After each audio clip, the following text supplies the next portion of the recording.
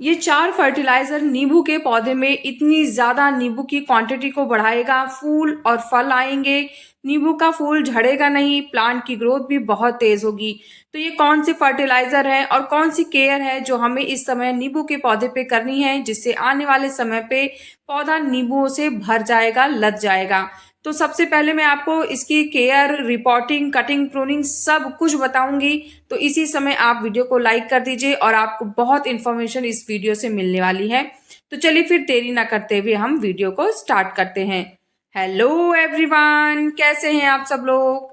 Love for gardening में आप लोगों का बहुत बहुत स्वागत है। तो ये आप देखिए, अब मेरे नींबू के पौधे में छोटी छोटी सी ग्रोथ आने लगी है, जिसे देख के आप भी समझ जाएंगे कि अब प्लांट की रिपोर्टिंग, कटिंग, प्रूनिंग का सही समय है। तो देखिए, रिपोर्टिंग सिर्फ उन्हीं प्लांट्स की करनी है जिनकी जड़ें मिट्टी से या फिर पॉट से बाहर आ चुकी हैं, उनकी जड़ें गमले में अब नहीं ग्रो कर पा रही हैं। ऐसे में फिर आपको पॉट एक नया देना होगा अपने पौधे को। लेकिन अगर आपका पॉट पहले से ही बड़ा है और नींबू के पौधे की जड़ें वगैरह सब कुछ बहुत सही से ग्रो कर रही हैं, पॉट बड़ा है तो उसको बहुत स्पेस मिल रहा होगा ग्रो करने के लिए, तो ऐसे में फिर आपको रिपोर्टिंग की जरूरत नहीं है, लेकिन आप कटिंग प्रूनिंग जरूर करें। ये देखिए, थोड़े बहुत नींबू बच गए थे मेरे पौधे पे, 3 नींबू बचे थे, बाकी तो कम से कम 100 नींबू मेरे पौधे से निकले हैं इस सीजन में। बहुत ही अच्छा रिजल्ट मिला है, तो वही रिजल्ट मैं आज आप लोगों के साथ शेयर कर रही हूँ। तो क्योंकि मेरा पॉट 12 इंच का था और अब मैंने डिसाइड किया है कि मैं इसे बड़ा पॉट दूंगी, तो ये 20 इंच का पॉट है और ये 5 पॉट में लेके आई हूँ, क्योंकि मेरे पास आम, अमरूद, नींबू और अनार का पौधा है। तो मैंने सोचा कि अब इनको एक बड़ा पॉट दिया जाए, इसीलिए अब मैं इस पॉट से हटा के उसे उस 20 इंची पॉट में लगाऊंगी। तो सबसे पहले तो इनकी जड़ों को हमें गमले से बाहर निकालना पड़ेगा। इसके लिए क्या करना है, गमले को थोड़ा सा जमीन पे इस तरीके से रखिए, तिरछा करके, मतलब उस पर थोड़ा सा दबाव डालिए। ये देखिए, मैं आपको जड़ें दिखाती हूँ। ड्रेनेज होल से देखिए जड़ें इस तरीके से बाहर आ रही हैं। यहाँ तक कि जब मैं मिट्टी की गुड़ाई करती थी ना, तो भी जड़ें ही जड़ें दिखती थी, मिट्टी बहुत कम ही बची थी। और जो फरवरी का और मार्च, लगभग 15-20 मार्च तक का जो मौसम होता है, ये प्लांट की कटिंग, प्रूनिंग, रिपोर्टिंग के लिए बहुत अच्छा होता है। या फिर आप दोनों ही कर सकते हैं, रिजल्ट बहुत अच्छा होगा। ये देखिए, क्या करना है, इस तरीके से हाथ से आप दबाव डालेंगे, थोड़ा सा प्रेस करेंगे, तो क्या होगा, जैसे पैट पैट करते हैं इस तरीके से, तो क्या होगा ना कि मिट्टी गमले को छोड़ना शुरू कर देगी। फिर क्या होगा, जब आप धीरे धीरे इसको बाहर निकालेंगे तो पूरा ही पौधा गमले से बाहर आ जाएगा बिना ज्यादा मेहनत के। और अगर तब भी ना आए तो एक बहुत आसान तरीका मैं बताती हूँ। देखिए, गमले के किनारे आप अपना पैर रखें इस तरीके से और फिर प्लांट को अपने तरफ खींचिए, देखिए इस तरीके से, और ये देखिए कितना आसानी से बाहर आ गया है ना। बहुत ही आसान तरीका है, आपको बहुत मेहनत करने की जरूरत नहीं पड़ेगी। तो मैंने इसी तरीके से अपने प्लांट को बाहर निकाल लिया है पॉट से। और अब हम इसकी जड़ों की थोड़ी सी कटिंग प्रूनिंग करेंगे, प्लांट की थोड़ी सॉफ्ट प्रूनिंग करेंगे। देखिए, हार्ड प्रूनिंग ना करिएगा, हार्ड प्रूनिंग से कभी कभी प्लांट जो होता है ना, वो शॉक में चला जाता है। तो सॉफ्ट प्रूनिंग या सेमी हार्ड प्रूनिंग तक आप कर सकते हैं, इससे ज्यादा प्रूनिंग करने की जरूरत नहीं है। अब ये देखिए किस तरीके से पूरी जड़ों का जाल आपको दिख रहा होगा, ऐसे पूरी जड़ें फैल गई थी। तो इसमें क्या होता है ना कि अब जैसे पॉट के पास जो स्पेस था वो तो सारा कवर कर लिया प्लांट ने, लेकिन अब और ग्रोथ के लिए उसके पास स्पेस ही नहीं है। तो क्या होगा, ऐसे में प्लांट सूखना शुरू कर देगा, उसकी पत्ते झड़ेंगे, आपको दिन में 2-2 बार पानी देना होगा।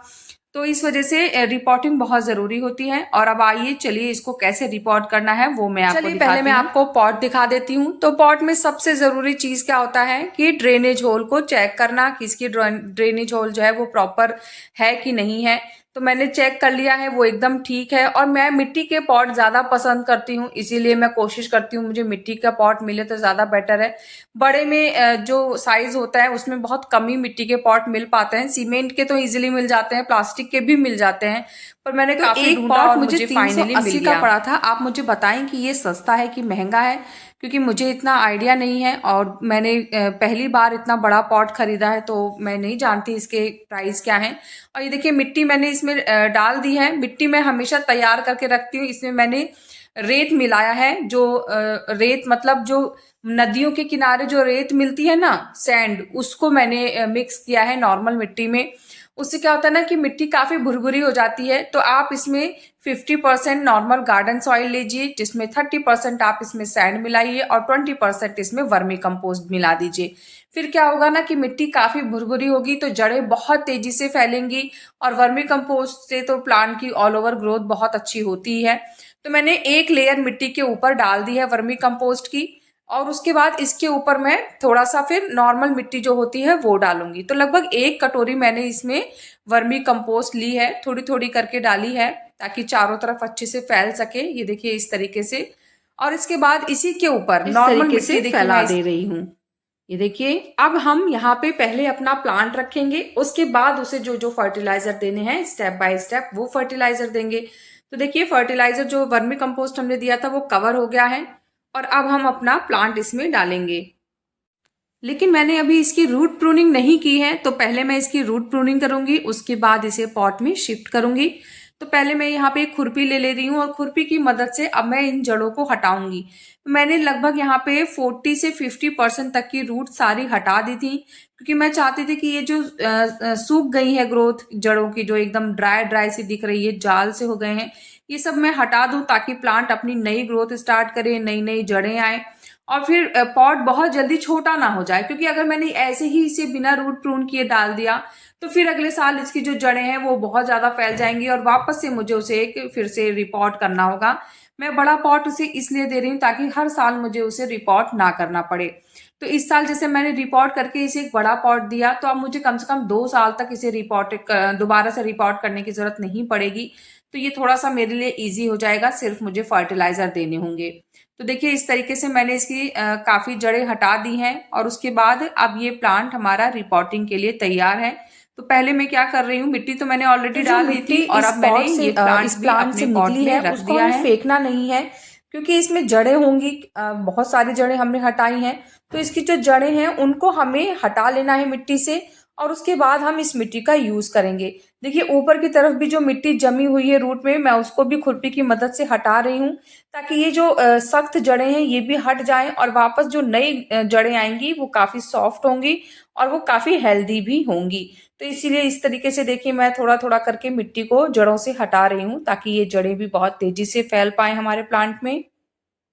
ये देखिए कुछ इस तरीके से हो गया है, और अब वो जो मिट्टी मैंने इसी पॉट से निकाली थी, इसी प्लांट के अंदर जड़ों में जो मिट्टी थी, वही मिट्टी मैं पहले इसमें पौधे के ऊपर डाल दे रही हूँ, ताकि जड़ें मिट्टी से कवर हो जाएं। फिर उसके बाद हम इसमें फर्टिलाइजर डालेंगे।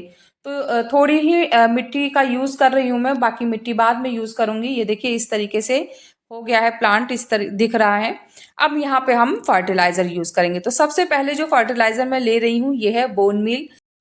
तो अगर आप बोन मील का इस्तेमाल नहीं करते हैं तो आप यहाँ पे रॉक फॉस्फेट का भी इस्तेमाल कर सकते हैं, वो भी बहुत ही अच्छा वर्क करता है। लेकिन क्योंकि बोन मील में एक स्मेल होती है तो लोग थोड़ा अवॉइड करते हैं इसे यूज़ करना।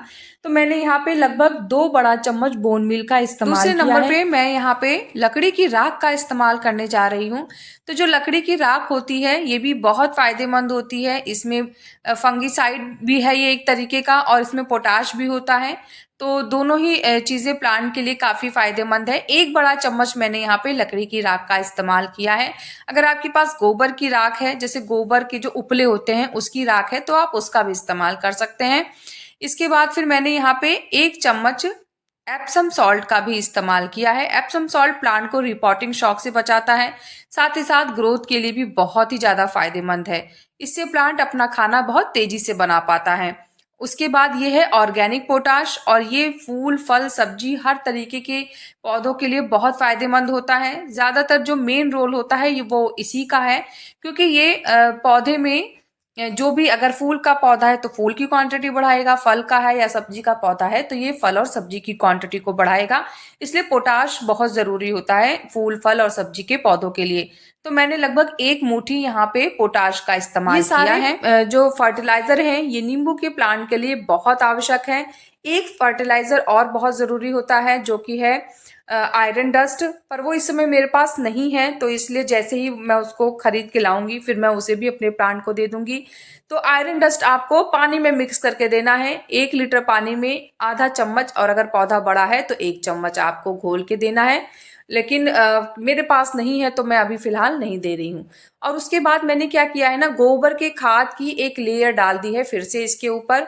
गोबर की खाद, वर्मी कंपोस्ट, जो भी आपके पास है। देखिए, पहले मैंने गोबर की खाद ली थी और अब की बार मैं वर्मी कंपोस्ट की एक लेयर डाल रही हूँ। उसके बाद फिर क्या करना है, अब हमें इसके ऊपर मिट्टी डाल देनी है। जो मिट्टी हमने पहले से ही तैयार करके रखी हुई है, उसी मिट्टी की एक लेयर बिछा देनी है, ताकि जो फर्टिलाइजर हमने प्लांट को दिए हैं वो अच्छे से कवर हो जाएं और प्लांट भी एक लेवल पे पहुंच जाए हमारा। अब ये जो प्लांट है हमारा रिपोर्ट हो चुका है, यहाँ पे बस अब हमें अपने पौधे को पानी देना है।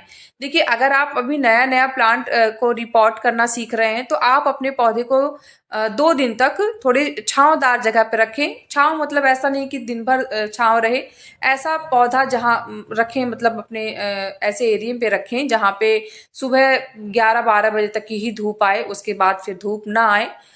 फिर आप 2 दिन बाद इसे फुल सनलाइट में रख सकते हैं, क्योंकि ये सन लविंग प्लांट है, जितनी अच्छी धूप उतना बढ़िया रिजल्ट। तो प्लांट हमारा रिपोर्ट होके रेडी हो गया है। उसके बाद मैंने इसे पानी दे दिया है। पहली बार जब भी पौधे को पानी दे तो भरपूर पानी दे। और उसके बाद का ये रिजल्ट है। आप देखिए, 2 से 3 दिन हो गए इसे रिपोर्ट किए हुए, और आप देखिए कहीं से कोई प्रॉब्लम नहीं है पौधे में। पौधा एकदम ग्रो कर रहा है। ग्रोथ भी आप देखिए 2 ही 3 दिन में काफी तेज हो गई है, और काफी नींबू के फूल भी आने शुरू हो गए हैं इस पौधे में।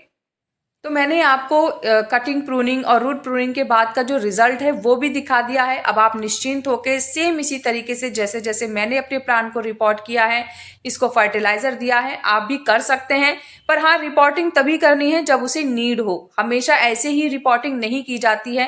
प्लांट की जड़ें अगर ज्यादा हो गई हैं, पॉट छोटा पड़ रहा है, तो आप रिपोर्ट कर सकते हैं, चाहे तो उसे उसी पॉट में, और या तो फिर आप उसको एक बड़ा नया पॉट भी लाके दे सकते हैं।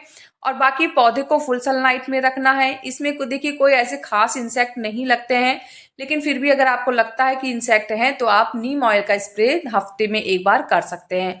उसके बाद ये रिजल्ट आपको मिलेगा। ये पुराना वीडियो है जब मेरे प्लांट में ढेर सारे नींबू लगे थे, और इस एक प्लांट से कम 100 नींबू मैंने निकाले हैं। आप देखिए, साइज भी बहुत बड़ा नहीं था फिर भी, और बहुत ही ज्यादा खुशी मिलती है जब आप अपने हाथ से कोई चीज ग्रो करते हैं और फिर आपको इतनी अच्छी सफलता मिलती है। तो नींबू के पौधे से संबंधित सारी जानकारी बता दी है। इसके बाद भी कोई क्वेश्चन कंफ्यूजन रहता है तो आप मुझे कमेंट कर सकते हैं। कैसा लगा मेरा आज का ये वीडियो मुझे जरूर बताइएगा। अगर आपको वीडियो पसंद आया है तो वीडियो को लाइक करिएगा, चैनल को सब्सक्राइब करिएगा। मिलते हैं फिर नेक्स्ट वीडियो में, तब तक के लिए बाय, टेक केयर।